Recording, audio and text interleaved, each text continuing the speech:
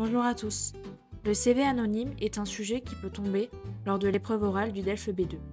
Voici quelques exemples d'arguments pour vous aider à construire votre exposé. C'est parti. Voici un exemple de formulation. Le CV anonyme est utile contre les discriminations à l'embauche. Cette phrase suggère qu'il faut créer un plan avec des arguments pour ou contre cette idée. Je vais donc commencer par vous donner une série de 3 arguments favorables à l'idée du CV anonyme.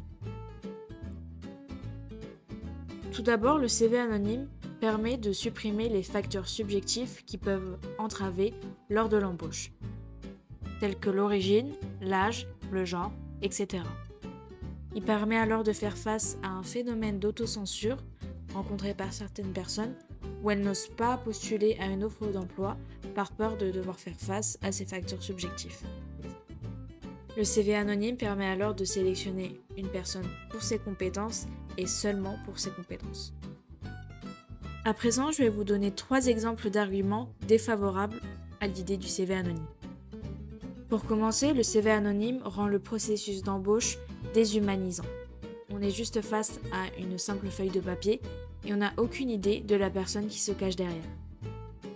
De plus, il ne laisse aucune place à la discrimination positive, qui consiste à traiter de manière préférentielle certaines catégories de population sous-représentées dans le monde du travail, telles que les handicapés par exemple. Enfin, si sur le terrain, le CV anonyme n'aurait pas eu de résultats concluants sur la discrimination à l'embauche, il aura eu le mérite de devenir un véritable outil de sensibilisation, notamment auprès des ressources humaines et des chargés de recrutement dans les entreprises. Et toi, es-tu pour ou contre le CV anonyme ? Selon toi, est-il vraiment efficace ? Dis-le nous en commentaire. Pour en apprendre plus sur la langue française, rendez-vous sur notre chaîne YouTube, l'Atelier du français.